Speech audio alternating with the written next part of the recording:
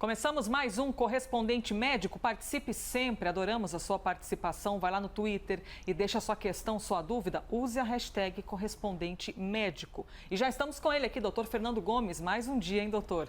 Vamos lá, Elisa, vamos trabalhar. Tem muita questão pela frente. Muita questão, queremos responder todas, doutor Fernando, responder, né? E a gente começa falando da campanha nacional de vacinação contra a gripe. Já estamos na fase final da campanha e no meio de uma pandemia de Covid-19. Para quem ainda tem dúvidas se pode ou não pode ser vacinado, a gente vai explicar aqui com a arte que já está aparecendo em nosso telão.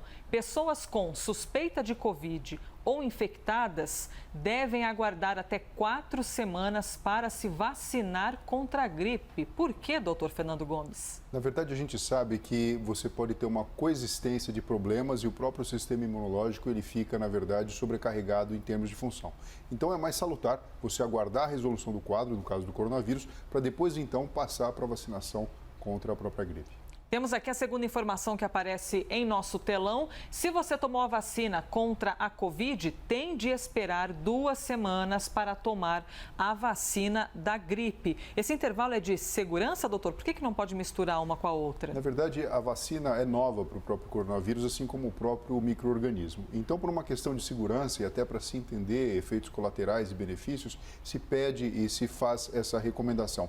É lógico que não existe nada muito maligno que poderia acontecer se isso acontecesse ao mesmo tempo. Talvez no futuro isso venha acontecer dessa forma, tipo aquelas vacinas que você coloca diversos agentes que vão provocar imunização simultânea. Mas, por enquanto, a recomendação é essa, até mesmo para entender as diferentes vertentes que existem da vacinação. E mais uma informação, doutor Fernando, que aparece aqui em nosso telão é que as pessoas que pegaram Covid já estão curadas, podem tomar a vacina sem nenhum problema. Então, não existe qualquer restrição.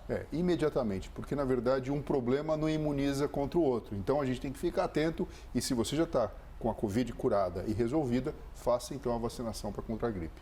Doutor Fernando Gomes, a vacina da gripe ocorre anualmente. Tem pessoas que estão ali mais em frente do grupo de risco, um pouquinho mais expostas, mas de maneira geral, por que é importante tomá-la todos os anos? O vírus vai se transformando? Por que a gente não toma uma vacina e fica imunizado por 10 anos? Porque o vírus ele muda no decorrer do tempo e porque o próprio sistema imunológico precisa desse estímulo contínuo. Lembrando que não é porque é gripe que muitas vezes a gente fala de uma forma até desdenhando da doença, né? Que não existem complicações que são graves também. Obviamente, o coronavírus tem uma porcentagem maior de complicação, que também não é muito grande. O que a gente está vendo agora é uma questão relacionada à pandemia, ou seja, é todo mundo exposto ao mesmo tempo, mas a gripe também pode trazer complicações graves e pode, inclusive, matar, Elisa. Por isso que é tão importante a gente manter o calendário de vacinação. Esclarecimentos, então, aqui com as palavras do nosso correspondente médico, doutor Fernando Gomes, em cima da vacina da gripe. Está chegando ao fim o período de campanha, então vá atrás o quanto antes. Próximo assunto que nós trazemos aqui, bebida alcoólica. Tem quem beba numa boa, moderadamente, socialmente. Alguns cometem alguns excessos e o excesso de bebida alcoólica a gente sabe que faz mal, né? Mas a pergunta que fica é: quanto de álcool será que eu posso beber sem comprometer a minha saúde? Do tipo assim, aquela tal de uma tacinha de vinho para as pessoas que gostam de tomar. Será que faz mal ou não faz? Vamos então trazer um estudo para você. Segundo um estudo da Universidade de Oxford, com mais de 25 mil pessoas, qualquer quantidade de álcool já pode trazer danos para o cérebro. Isso mesmo, a pessoa revelou, aliás, a pesquisa revelou que não importa se é uma tacinha de vinho, uma latinha de cerveja ou um copinho de caipirinha, qualquer quantidade de álcool pode fazer mal. Mas, claro, tem um ponto para acalmar as pessoas. O nível do efeito negativo depende de alguns outros fatores, como pressão sanguínea, obesidade e, claro, o excesso de bebida.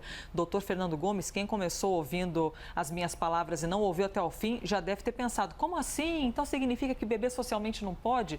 O problema é se a pessoa tiver a predisposição de outros malefícios? A gente não está nem falando aqui da questão da dependência química do próprio Sim, álcool e de alterações comportamentais.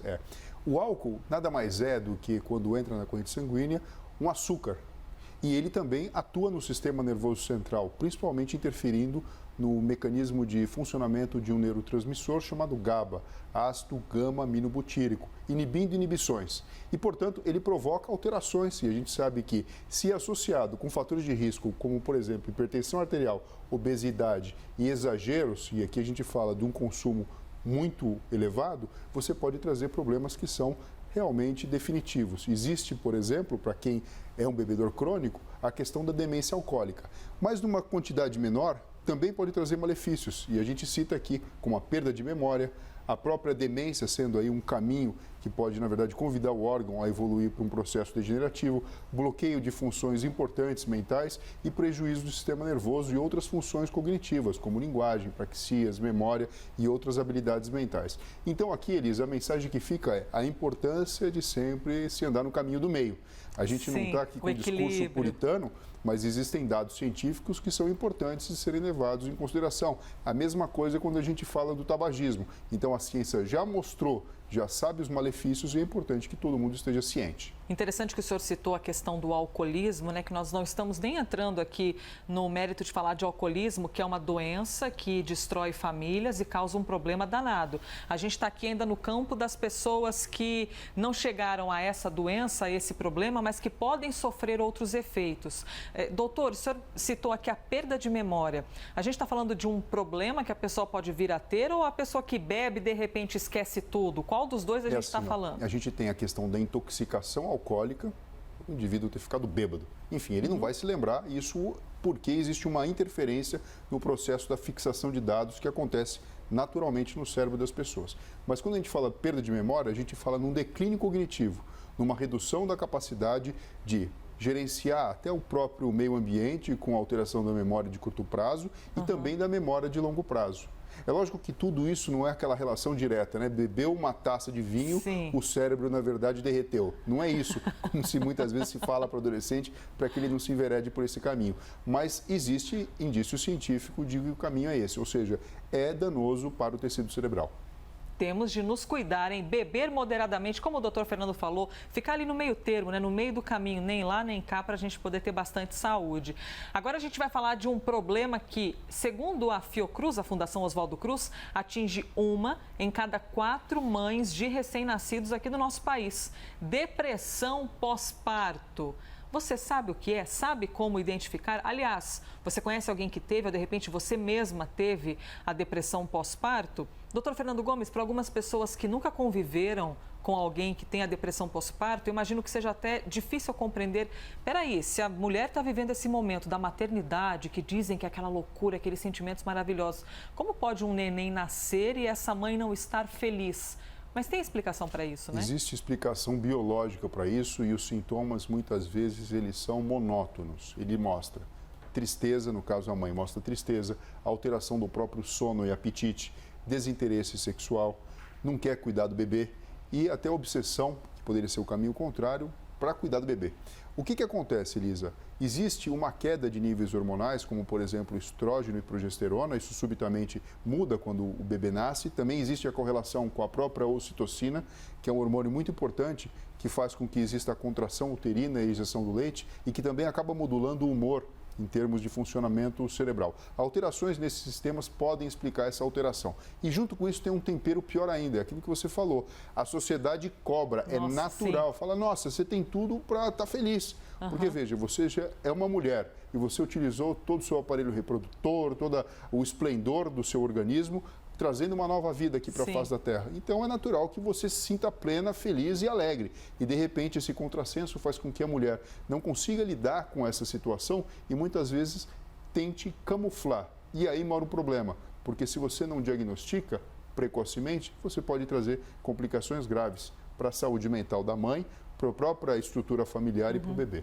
Doutor Fernando, naturalmente, qualquer gestante que tenha acabado de ganhar o seu bebê pode ter ali um desconforto, uma alteração de sono, apetite, até porque eu imagino que tudo saia do lugar, um ser humano saindo de dentro de você. Então é muito natural que tenha um pouquinho de cada. Eu lhe pergunto isso para a mulher que de repente está assistindo, preocupada, ter algumas oscilações de humor e tudo isso é normal. O problema é quando vai um pouquinho além, quando gera muito desconforto? É muita novidade, né, Elisa? Tanto do ponto de vista orgânico, como do ponto de vista de rotina mesmo. Então você imagina, num instante, a mãe está com aquele desconforto comum do terceiro trimestre de gestação, que é um abdômen globoso, dificuldade para andar, dificuldade de posição para dormir, enfim, é difícil. Aí nasce o bebê, coisa mais linda do mundo. De repente esse bebê precisa mamar, chora a todo momento. Nossa. E requer cuidados. Nem sempre a pessoa tem alguém ali por perto por ajudar. Então acaba virando uma sobrecarga diferente. O corpo muda e automaticamente a vida também muda, né? Então uma vida que era mais de ficar tranquila, de repente ela precisa de uma certa atividade maior.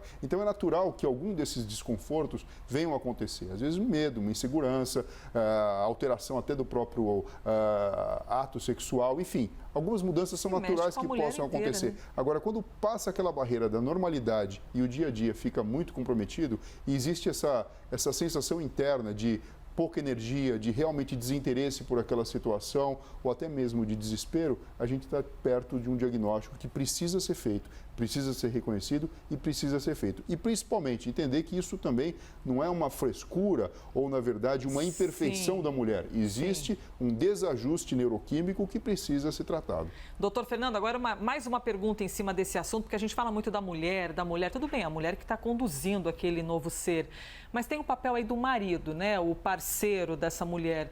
Por que é importante haver essa compreensão e compreender o tempo dessa mulher, para também não sobrecarregá-la de frustrações, para que a mãe não fique pensando, puxa vida, realmente eu não sou capaz.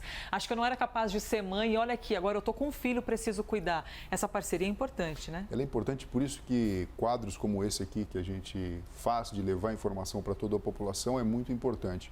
A gente sabe que muitas vezes a mulher acaba levando toda a informação para a família. Mas é importante que o homem entenda toda essa situação. É natural, e isso todo homem que já teve filho sabe, muitas vezes ele ser deixado meio de lado porque surge um novo ser que requer muito mais atenção e carinho. Então, assim, entender toda essa dinâmica e saber reconhecer que, de repente, se a mulher mudou muito de comportamento, se de fato ela está estranha, está diferente, ela dá indícios de que está sofrendo, você precisa procurar um profissional, porque isso tem nome, isso tem diagnóstico e, principalmente, gente, isso aí tem tratamento. Procure ajuda para que você possa ser mais feliz e também compartilhar a alegria com esse seu filho ou a sua filha. Doutor Fernando Gomes, obrigada, viu, por todas as respostas em mais um dia de conversa. É isso aí. Obrigado você, Elisa. E, pessoal, até breve. E obrigada a você que nos assiste todos os dias. A gente adora saber que você está aí curtindo os nossos assuntos também, neste que foi mais um Correspondente Médico.